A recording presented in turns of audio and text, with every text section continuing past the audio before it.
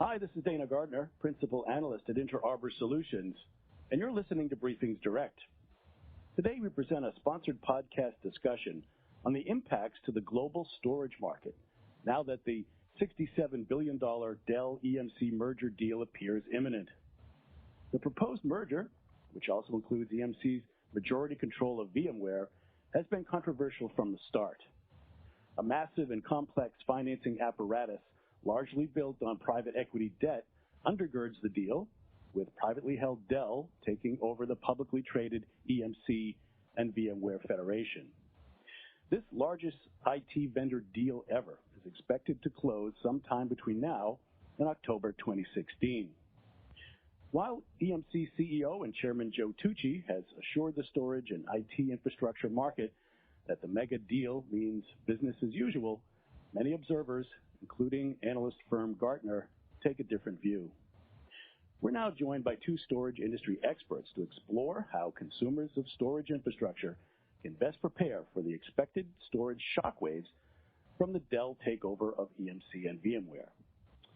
Here to help us sort through the unknown unknowns of such an unprecedented business merger in IT, please join me in welcoming George Mastre. He's competitive strategist, global storage at Hewlett-Packard Enterprise. Welcome, George. Thank you. Good morning, Dane. How are you?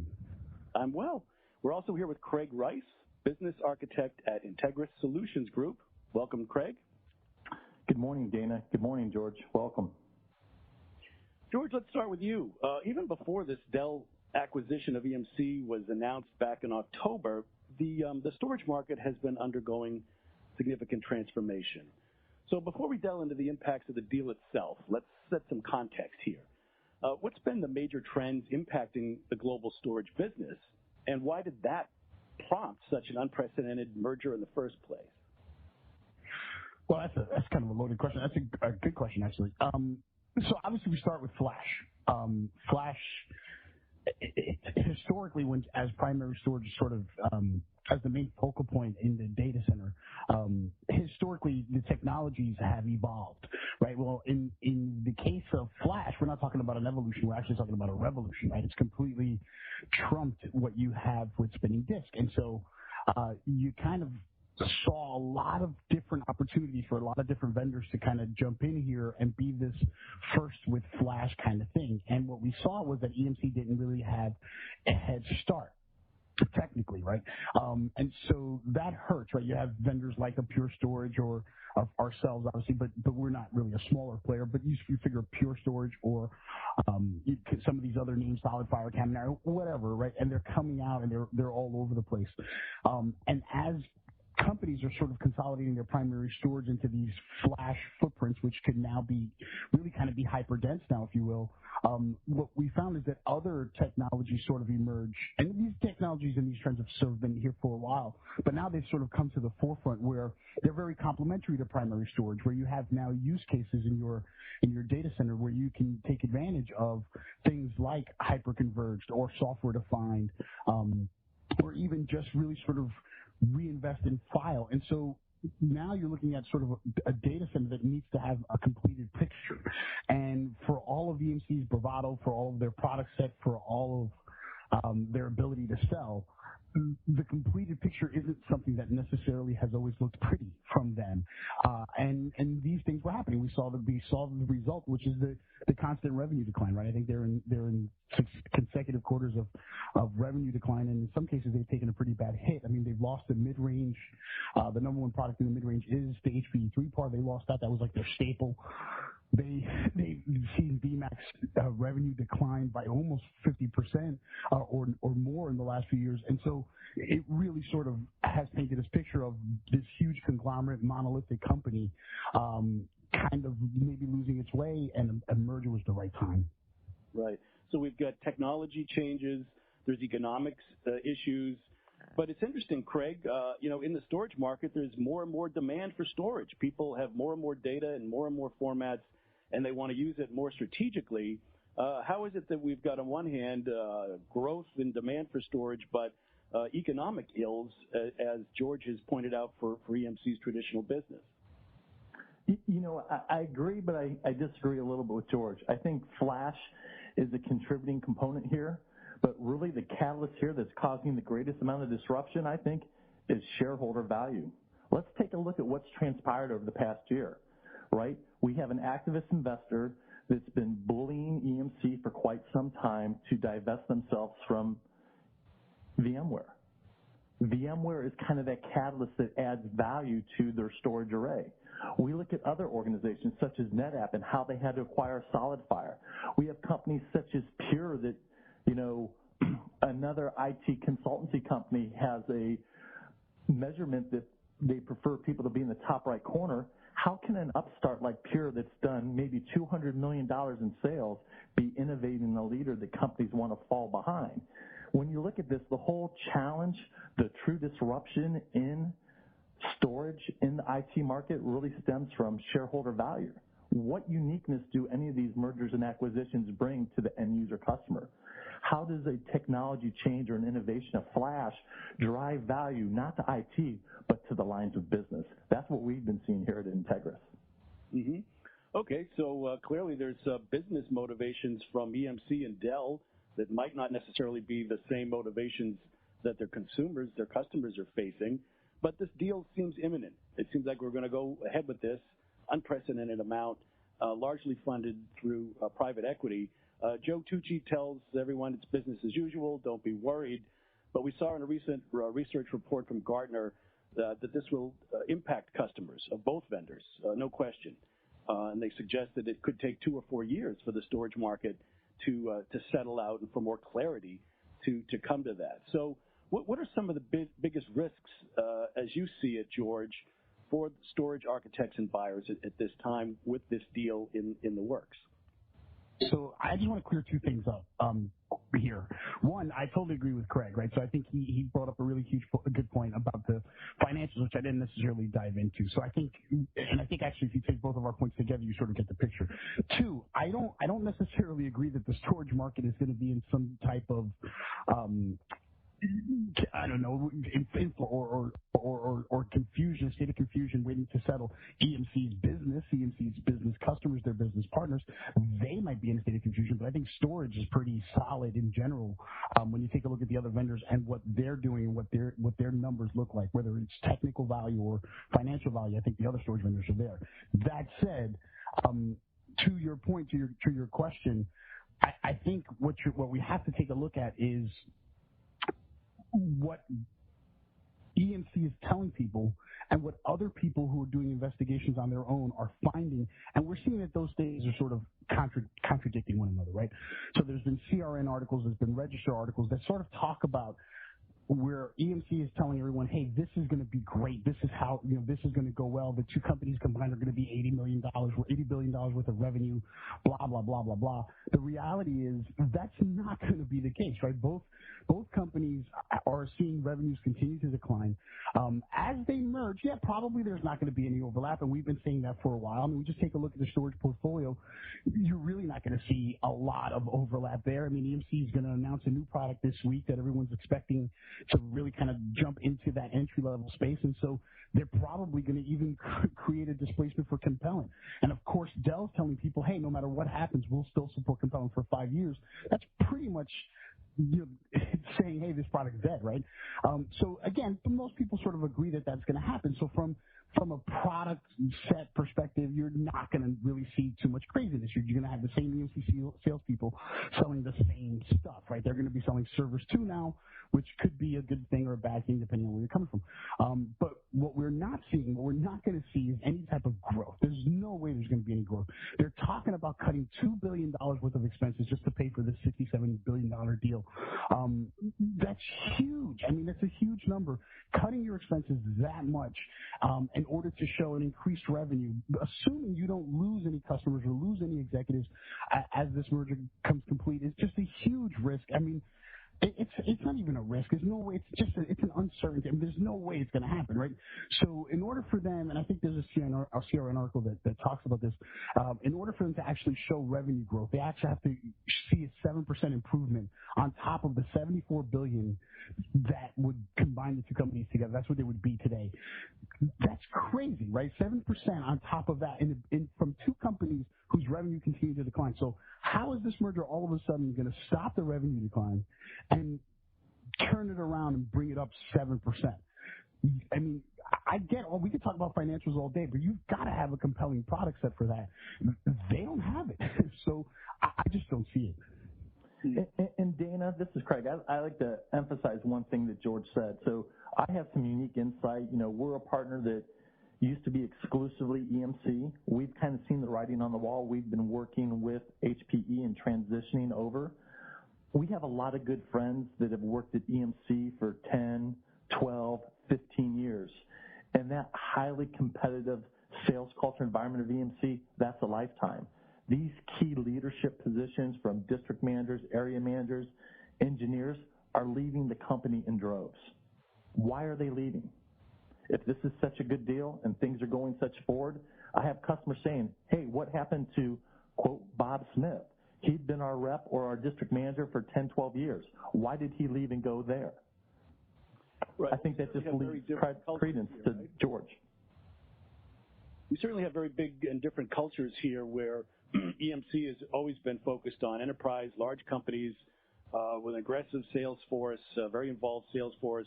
Dell, on the other hand, focus more on the mid-tier and largely a self-service culture where people are encouraged to buy things at a commodity level.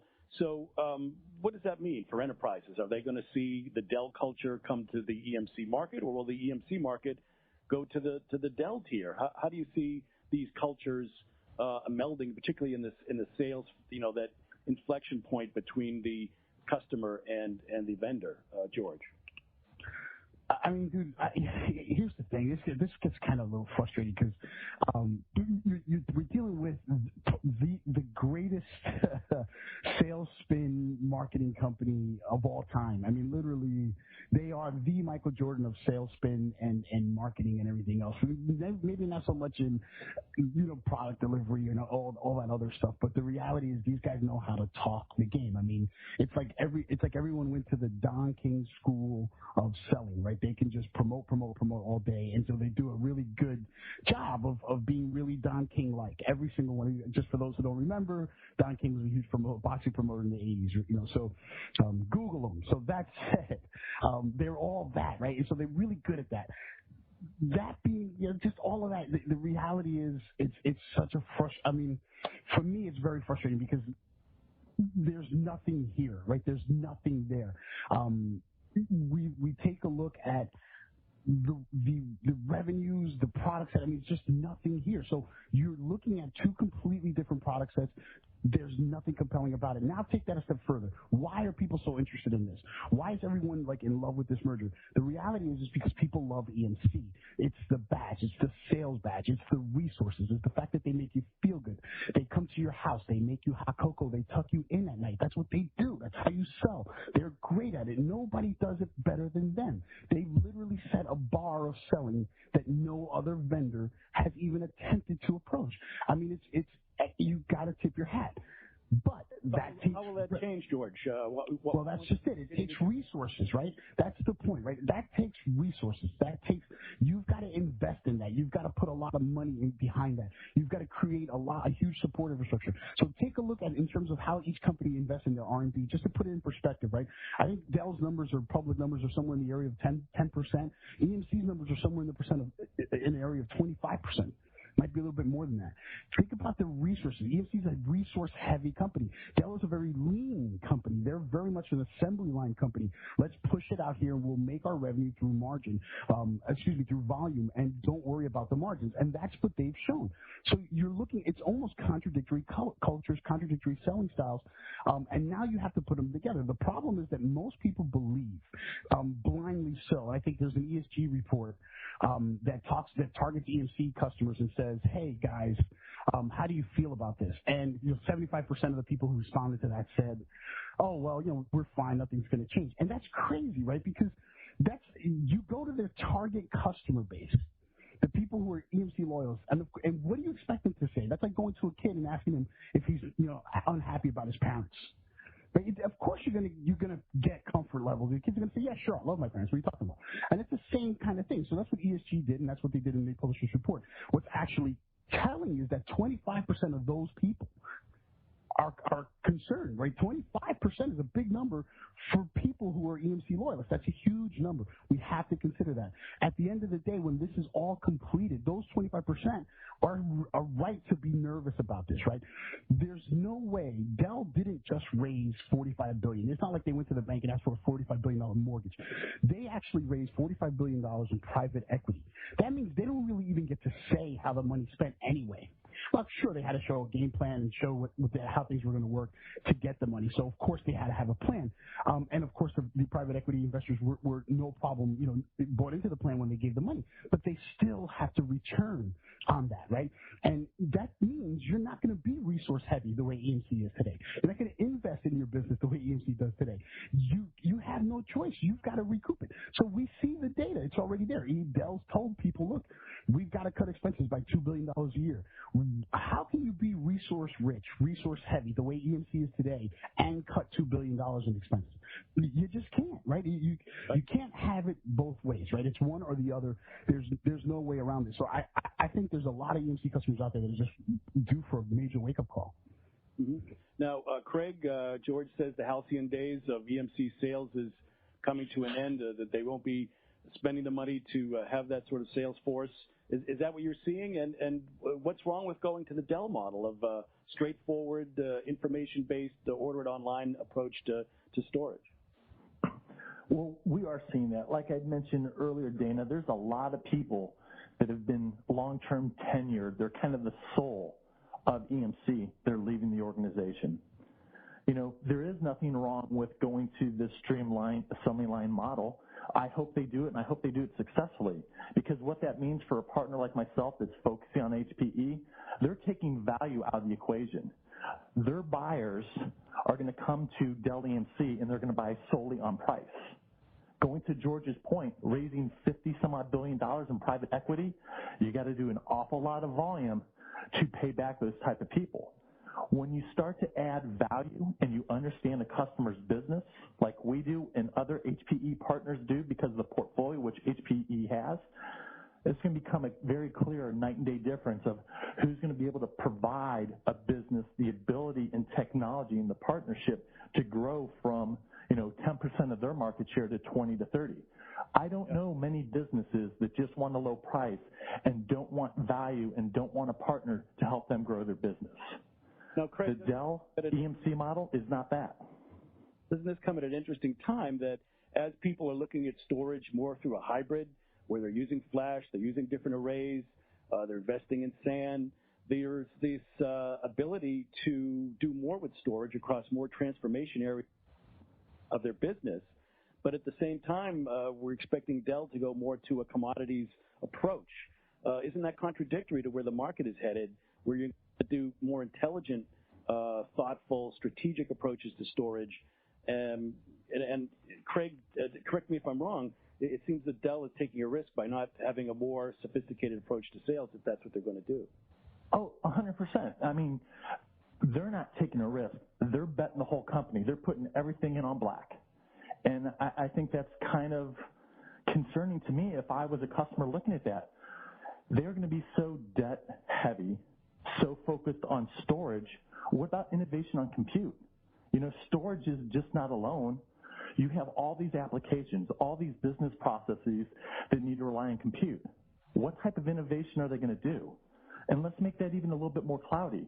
You're not going to do any innovation, but yet you sell a lot of servers because you're a volume-based business, but yet I have a partnership with a competitor, so I have competition with Cisco that also sells compute.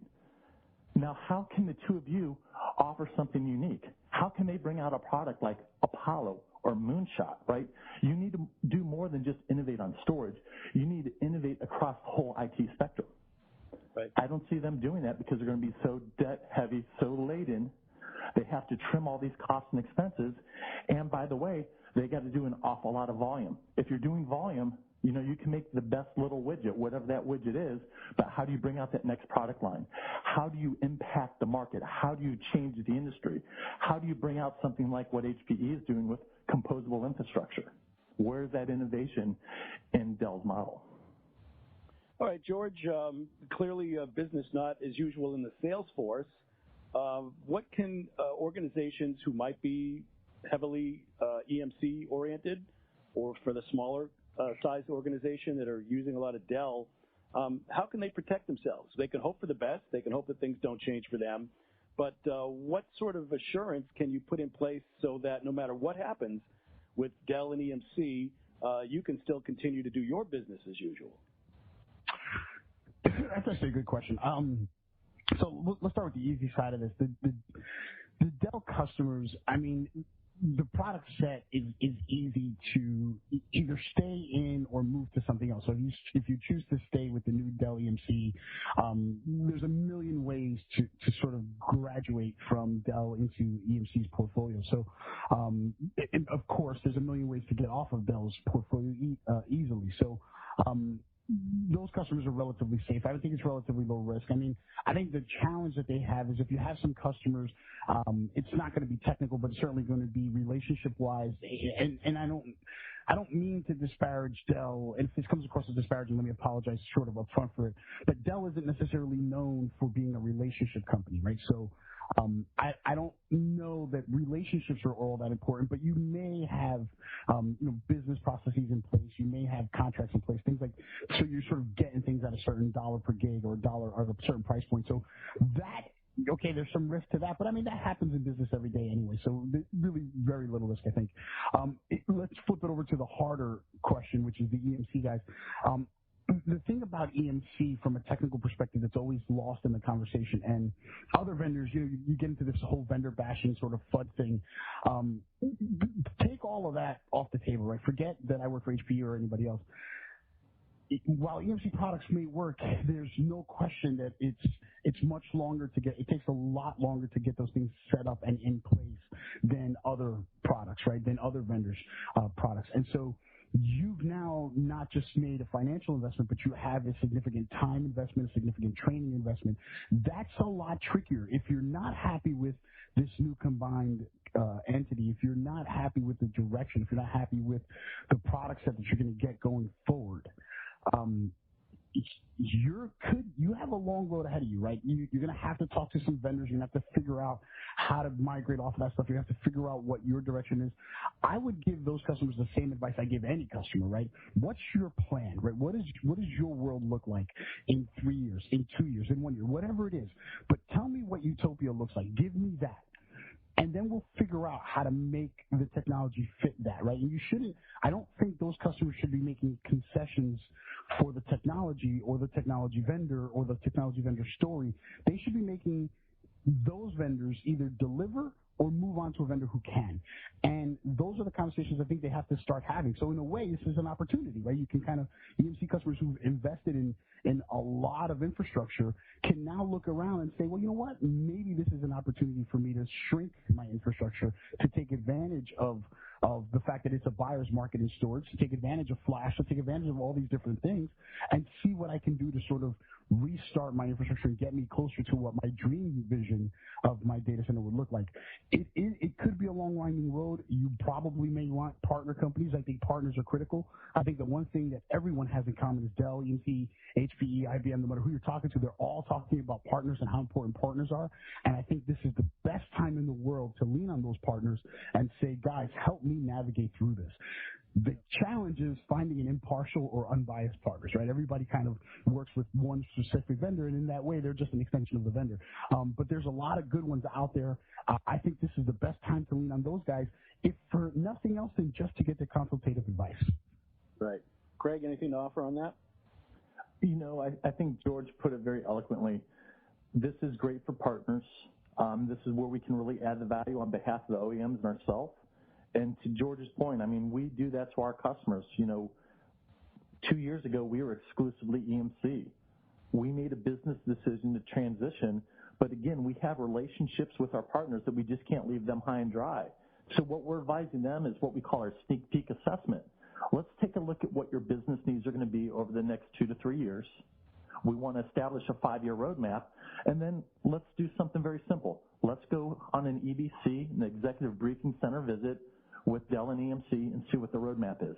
In the same regards, we need to look at your business because our first concern isn't the OEMs, sorry guys, but it's with that relationship, that personal and business relationship that we as a partner have with the customer. So then we'll also say, well, let's look at who else can offer that. Let's look at HPE, and let's see how their technology and product offerings, along with our services, best helps that customer and their business needs grow year after year. That unbiased advice, those business and tactical decisions are really the key for any customer that has concerns about this. Let's look at it something differently. Dell and EMC are going to do a great job with this merger and acquisition.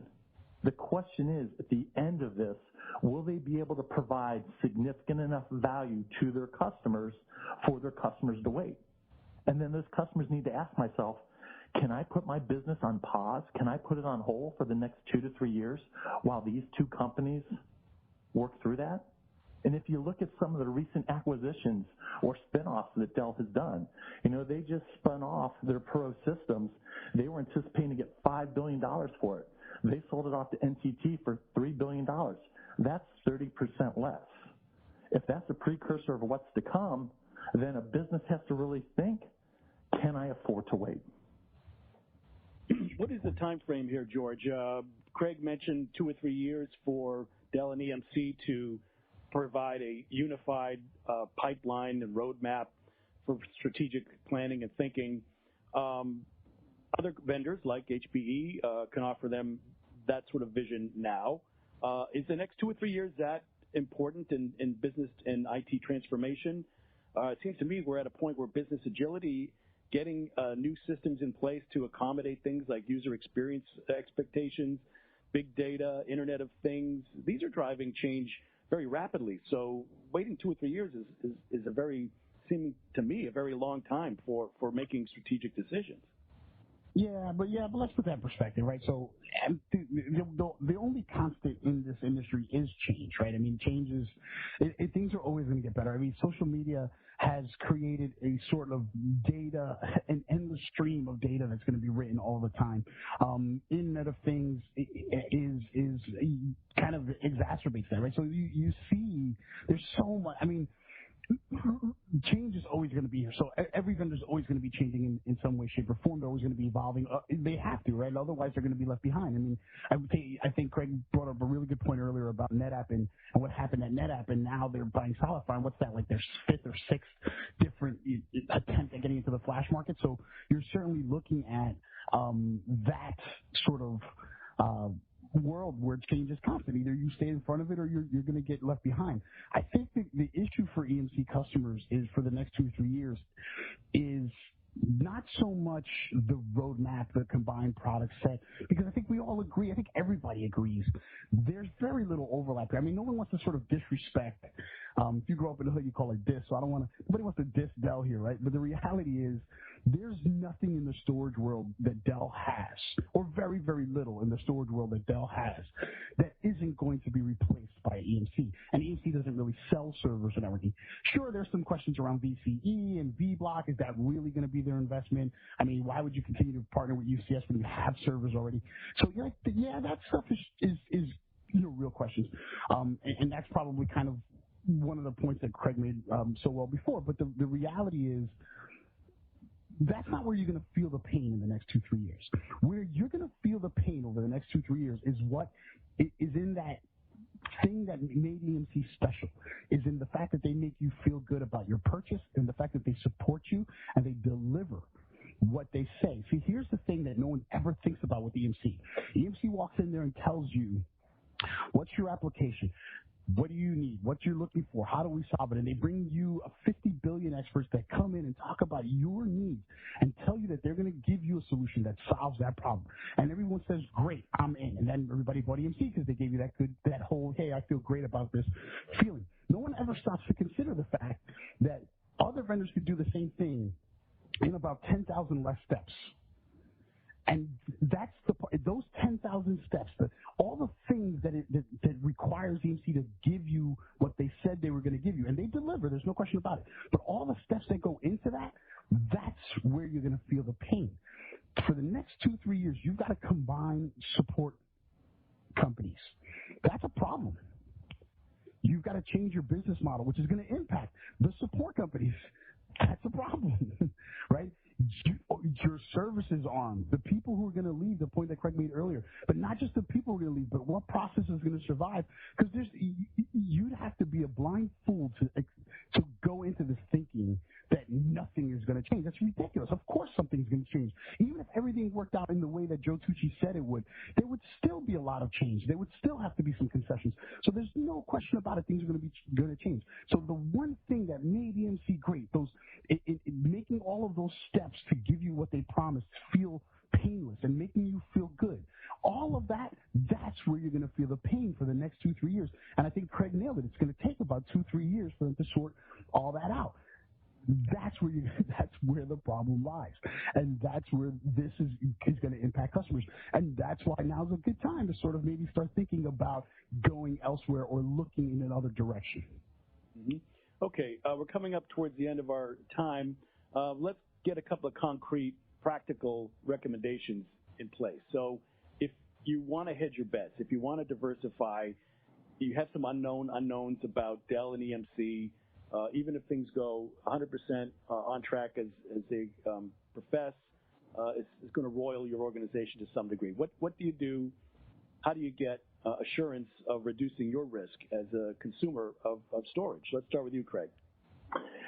The best thing there is to make competition a key component.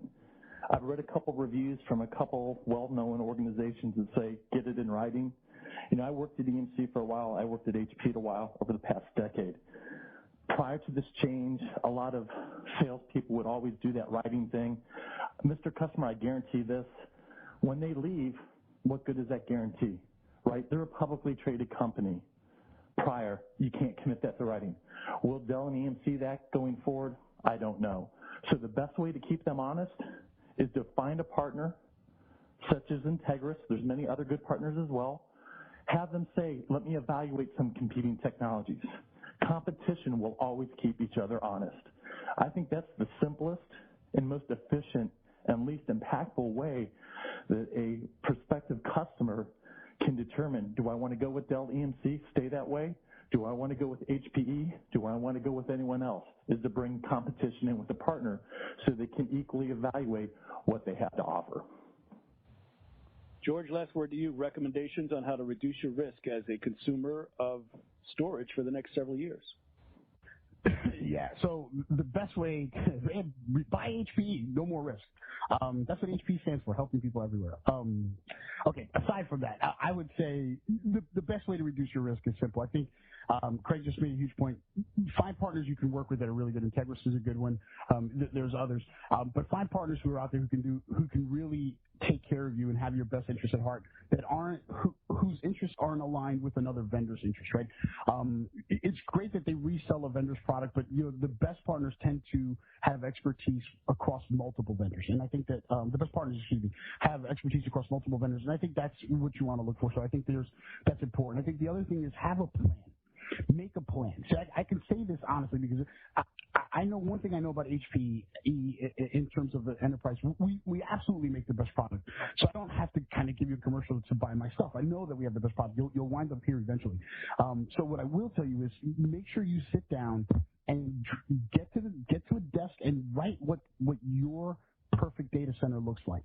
Write it down, figure it out, and then start talking to people and find out who can fit your vision. Don't worry about what somebody else is saying, what somebody else is marketing, what somebody else is highlighting. Don't even listen to analysts so much or the blogosphere so much, because those guys tend to have some bias. They fall in love with technologies like everybody else.